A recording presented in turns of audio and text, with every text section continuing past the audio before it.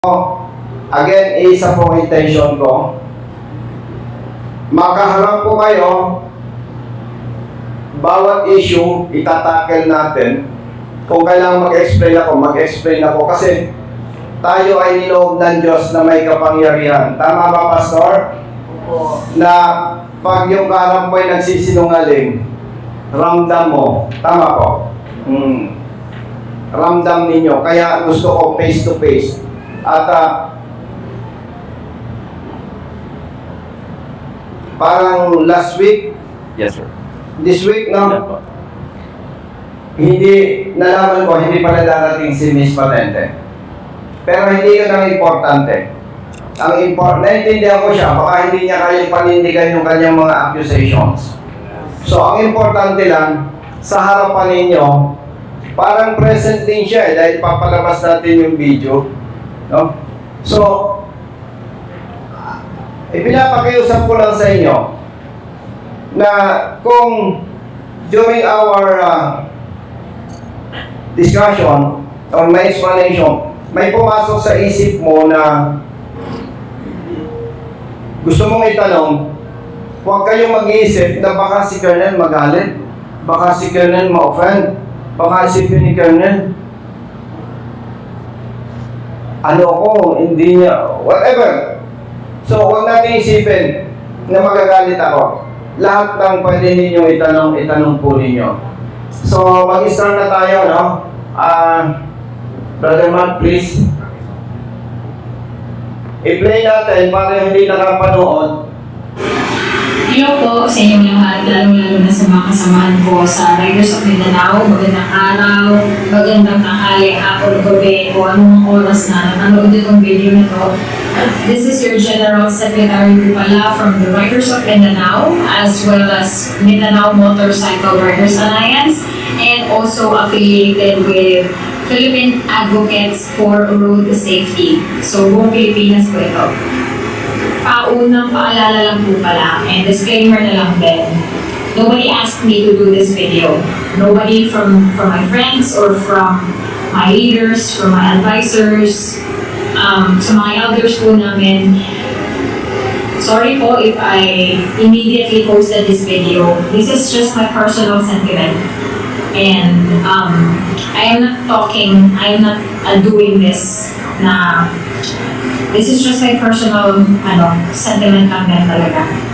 And as a leader, as a general secretary for the entire Riders of Mindanao, gusto ko sabihin at gusto ko pong klaruhin kung marami po akong gustong itanong at marami po talaga akong gustong maintindihan. Kasi nga alam naman natin lahat na marami na sobrang nangyayari sa bansang to na hindi natin maintindihan kung sino ba ang dapat paniwalaan, sino ba ang dapat na pagkakatiwalaan, at saka nalalapit na rin yung election kaya nag-double time na rin yung mga politiko. Diba? Aminin natin lahat, gano'n naman talaga yung kalakaran. Even from my family, even from my roots, gano'n po yung nangyayari noon paman. But I'm not here to tell the story about myself. I am here to tell the story about what happened. Kasi in behalf of the leaders, kasama na po ako doon. Ginamit rin po ako. Cut mo. Yung term niya na ginamit, gusto kong itanong kay Miss Patente, paano siya ginamit? No? Kaya lang, wala siya dito eh. At kung papansinin po ninyo, naka-address yun sa amin eh. So, lumalabas kami ang gumamit sa kanya. Okay? Alright, please continue. Naiinis po ako ngayon sa mga natatanggap ko at mga nalalaman ko. Ayoko na sana itong gawin eh, kasi unang-una, yung apolitical ka, tapos non-partisan, wala kang pakialam sa mga mangyayari, pero yung madadawit ka, mismo ikaw madadawit ka sa issue na hindi mo man lang ginawa, hindi mo alam na mangyayari pala to, hindi mo in-expect, yung parang expect and expected nga talaga. sa mga pangyayaring ganito. Yung wala kang pakialam kung ano yung issue ng mga nasa politiko ngayon, pero hindi ka pwede hindi makialam eh. Kasi lahat tayo dito sa buong Pilipinas, apektado na tayo. So this video is actually, this goes straight for you, One Rider Party List, lahat kayo at sa RSAP. And to you also, Honorable Congressman Colonel or retired Colonel Bonifacio Busita. So, she's referring to One Rider Party List, Colonel Busita, and RSAP. Kung nandito siya, ang question ko sana, bakit niya tinawag niyang honorable? Kaya dami niyang paratang sa akin, ano? Anyway, pinatawa ko lang kayo, ano? And, okay, please, continue. Sa mga kasamahan niyo din po, yung mga Mindanao RSAP coordinators niyo. Again, I am not doing this video. Walang ibang nagsabi sa akin ito, kundi personal sentiments ko po ito. Kasi ayaw na ayaw ko po yung ginagamit yung mga riders eh. Ayaw na ayaw po namin lahat, sino ba naman ang gustong gamitin para sa... So, pinagdidiinan po niya na ako bilang representative ng One Rider Party List, ginagamit ko ang Mindanao Riders. Yun po ang gusto niya tukuyin doon. So, pag tinignan mo, ang unang impact, ginamit ko ang mga riders. Kaya siya naiinis sa akin. Okay? Continue, please. Ang sariling interest nyo sa mga ginagawa nyo. Sumasakit ulo ko sa mga ginagawa nyo. Hindi lang naman siguro ako, marami tayo. Halos lahat ng mga Pinoy na nasa Pilipinas ngayon, kaka-25 lang eh. So actually, may mahabang video may mahabang conversation kasi dito sa namin, sa GC noong December 31st. Teka lang, tingnan ko nun. So yeah, greetings po kasi yun dun sa loob ng namin, GC dito sa Mindanao, yung mga overall leaders, kasama na rin yung mga RSAP coordinators, yung mga leaders namin from different clubs and different regions, yung mga regional coordinators namin. So syempre, we are sending greetings, we are sending wishes, well wishes sa bawat isa. And then there comes this biglang may sumingit na chat. Ayoko mag-name drop kasi ayokong may madamay or ayokong alam niya na. So, I'll try my best to, I'll try my best na sabihin mga impormasyon na to na wala akong masasabi mga pangalan. Pero yung question ko talaga is para sa inyo. Congressman Roch Gutierrez, Congressman Colonel Busita, at sa inyo, lahat kayo sa One Rider Party List at RSAP. So, ayun, uumpisan ko and I'll try my best na i-extend ko yung kwento pero parang medyo mahaba-haba. So, pagpasensyahan niyo po ako. Noong New Year's Eve, may isang message na sumingit dito. Hindi kasi siya buo, wala siyang specific na, anong klaseng request na to. Kasi ang pagkakasabi niya lang, alam mo kung sino ka. Ayoko talaga name drop. Kasi isa tayo sa mga leader eh. Ayoko may mabash, ayoko may matawid na name, ayoko may madrag na pangalan dito. So, eto na nga, nangyari na. So, medyo parang, nakikita niyo yung aura ko na medyo inis ako ngayon. Pero mamaya sasabihin ko kung bakit ganito yung approach ko sa message na to or sa video na to. So, pagkakasabi sa chat is Bisaya, tatagalugin ko. Request si Colonel Busita, abot niya sa Davao. So, ang sabi dito, nag-request mo si Colonel Busita pagdating niya dito sa Davao. So since the message is not complete, so, tinry ko i-confirm. Hindi ko sa GC sinabi, hindi ko sa GC chinat, hindi ko sa GC inas. I personally message this person para maliwanagan ako kung anong request ba ang sinasabi niya about kay Colonel Busita. So, exchange message, maayos naman yung pag-uusap namin, nagpakilala ako, And sinabi niya kung sino yung kung ano yung klaseng request na yun. So dun sa conversation namin, dun ko na confirm na kamag-anak niya. So kamag-anak niya, staff ng One Rider Party List.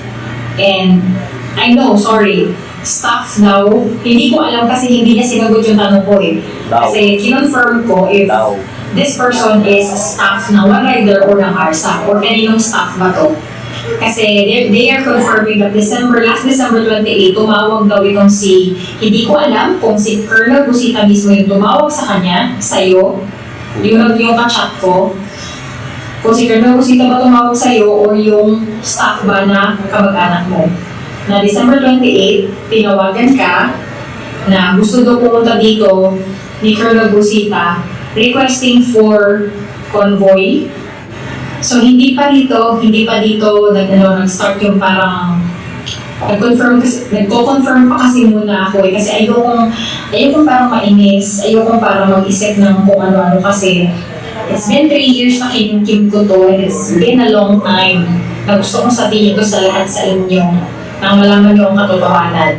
So ayan, sa GC, doon sa loob ng GC, pagkatapos namin mag-usap nung person na to, na contact daw ni Colonel Busita, nagtanong na yung mga BODs, yung mga board of directors namin, yung mga leaders namin doon sa loob. So, they're asking regarding kung saan na support, anong support yun. And then, some of the leaders are now starting to ask. So, sumagot naman. Kinonfirm dito, convoy daw, ingon iyaha, inig-abot Davao. So, hindi siya masyadong maayos na pagkakashot. So, in my understanding, Colonel Busita is requesting for a convoy. So, after we had a conversation with this guy, isa sa mga tao ni Colonel Busita na, syempre, mga tao nyo, sa opisina nyo, tao nyo, sa team nyo, tao nyo, sa grupo nyo, chinat ko, hindi ako na-replyan. Bakit nga ba hindi ka nagre-reply?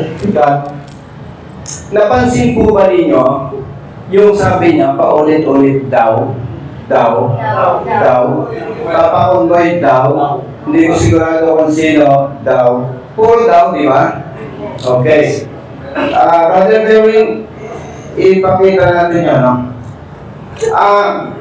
So, ang ginawa ni Miss Patente, nag-message siya kay Brother Derwin.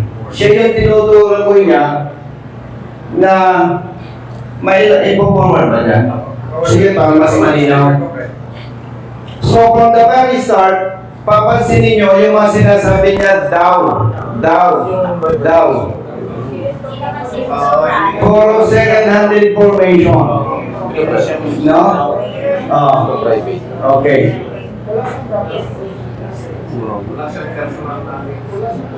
Wala siyang personal knowledge. No. And while waiting for doon sa message kay Brother Jerwin, ipaliwanag ko lang, binabanggit niya One Rider Party List and ARSA. Sa kalaman ng iba, pulis pa ako, mayroon ng ARSA, Rider Safety Advocates of the Philippines. In-invite ako ng One Rider Party List to be the second nominee. In-accept ko. One of the agreement is tatanggapin ko na second nominee ako, pero yung ARSAP, mananatiling ARSAP as advocates. So may dalawang mukha. Kapag ang pinag-usapan ay advokasya, we are ARSAP. Kapag usapang politika, ako po under ng One Rider Party List as second nominee. So, na-transfer niyo na? Yes, sir. Ituran naman kayo. Yung mensahe niya. Through Viber. Brother, para mas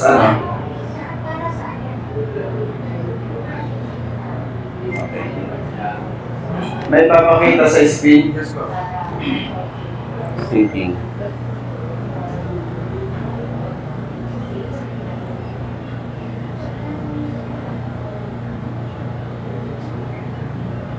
Media.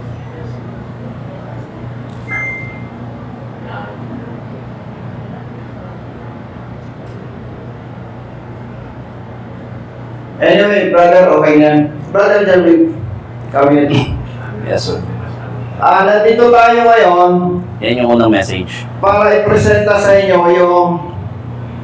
yung ebidensya. Nag-message siya kay Brother Jerwin 11-19. December, January, sir. January 1. 11 o'clock, 11:19 in the morning. Babasahin ko. Yes, sir. Brother, malinaw ba ang mata mo? Yes, sir. Sino malinaw ang mata? Hindi kami. Hindi, malabo eh. Hindi, gusto ko somebody from Mindanao. Sino malinaw magbasa? Ito, kuya. Apat ang mata po. Apat ang mata mo eh. Ayaw ko sa'yo, ang soka. Ayaw, tama. Maraming hindi naman tayo. Si Madam, hindi, mas maganda si Pastor. Pastor. Walang karapatang magsinungaling.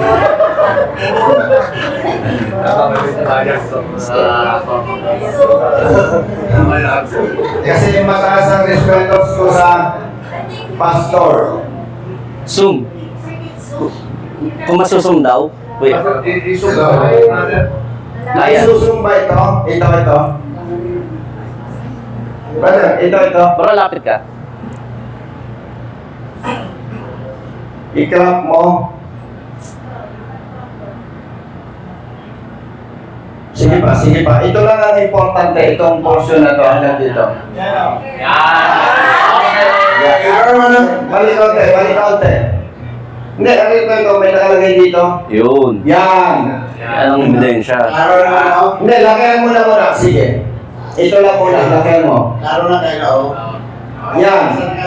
Sabi niya nung January 1, 11:19 in the morning, sabi niya kay Brother Jerwin, Happy New Year, Pops Jerwin. Aslam po ako, nag-request po ba ng meet and greet meeting si Colonel Busita dito sa Mindanao? Di ko alam kung sinong staff. Si Sir Villano. Is he or he your staff from 100 or ARSAP? So, yan po ang message niya. That was January 1. Sabi niya, di ko alam kung sino. Itong Sir Villano, hanggang ngayon po, honestly speaking, hindi namin kilala yan. Okay? So nag-message siya. That was January 1st. Itaas mo, brother. Hindi, may note dito yung Facebook. Hindi, yung Yeah. Facebook. Lagyan mo. Naka-blank po ako. Ayan. You cannot send messages for 10 hours. Something you send in a chat went against our community standards. Si Brother Jerwin po, 7 days Restricted. restricted. So, reported po yung aking Facebook account that time. So, nung nabasa ko po at na-receive po itong 11:19, na-screenshot ko po agad ito. Brother Matlakihan mo. Makikita natin dyan kung anong oras po siya nabasa. 11:23. So, 11:23, isinend ko po agad dyan kay Kong Bonnie. Dahil nga po hindi ako makaka-response. Nabigyan po agad ako ng info ni Kong Bonnie, as he said, ni Kong Bonnie sa akin, na pag-uusapan natin yan. Kasi nga po, New Year's Eve kagabi, so wala po kami pasok sa opisina. Then, nung nagkita kami ni Kong, pinag-usapan namin, hindi alam namin ni Kong na meron na po palang post si Teresa Patente sa social media account niya. So very clear, yung kinaklarify niya na mismong yung Sir Villano hindi niya kilala, hindi makasagot si Brother Jerwin sa kanya dahil meron siyang violation sa Facebook. Restricted siya. So hindi siya naka-reply. Then nung January 3, Doon na po ako nakapag-response. nag-post na siya. Nag-ngaw-ngaw na siya. Nag-pretend na siya. Okay bro, tanggalin mo na yan. Yeah. So ito po yung patunay, oh. Okay. Play video. So, Bakit nga ba? kung papansinin niyo, yung sinasabi niya na nagpapa-escort ako, gusto kong sabihin sa inyong lahat, simula nung nasa HPG ako hanggang nag-congressman ako, hindi ako mahilig sa escort. Alam ni Dr. Rich yan, alam ng mga kaibigan ko, alam ng mga kababayan nating nakakakilala sa akin, ang sasakyan ko, isa lang, ginagamit ko sa kongreso. Pag hindi pwede yung driver ko, ako ang driver. Usually, 2 o 3 lang. Sa iba, sasabihin, hindi mo dapat inalam siya for security. Kalukuhan yan. Eh, yun ang totoo eh. Di ba? Ang security, may gagaling pa ba sa Diyos? Pastor? Oh. So, yun ang totoo. Hindi ako mahinig sa sport. Okay? And please continue. Hindi ko alam, busy kasi, okay. So, it's New Year kasi. So, ayokong basagin yung panahon. Ayokong basagin yung panahon na, nagsiselebrate kayo. But, at least man lang na nag-iwan ako ng message. It's okay if you don't want to reply on that day kasi nga holiday. And then, baka busy kayo, baka Okay, yan, no. So, minasama niya yung hindi pag-reply ni Brother Jeremy. Sorry po.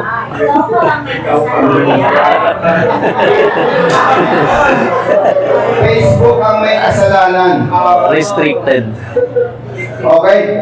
So, kung titignan ninyo, yung date na siya nag-message, January 1. Yes po.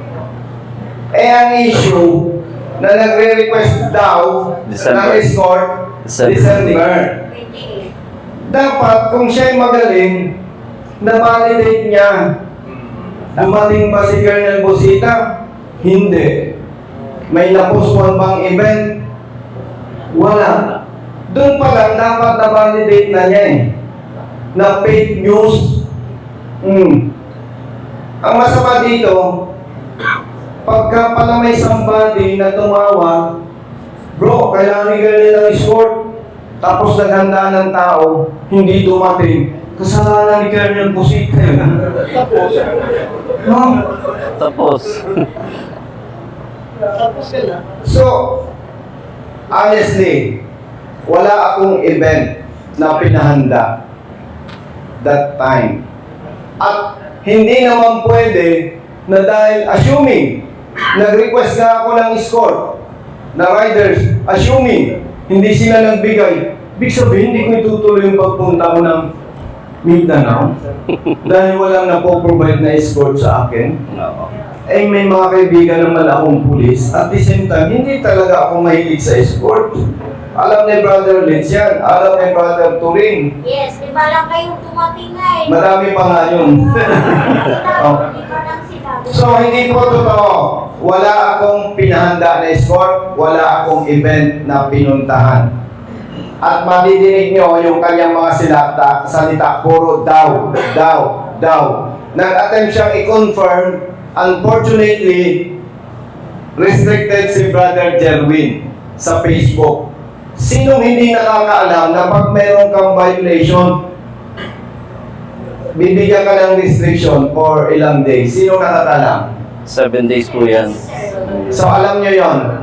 Pag may na-violate ka, restricted ka. So, yon na-tsempohan. Hindi niya na-validate, nag-ingay na siya. Parang ang dating sa kanya, pa-VIP si Colonel Busita.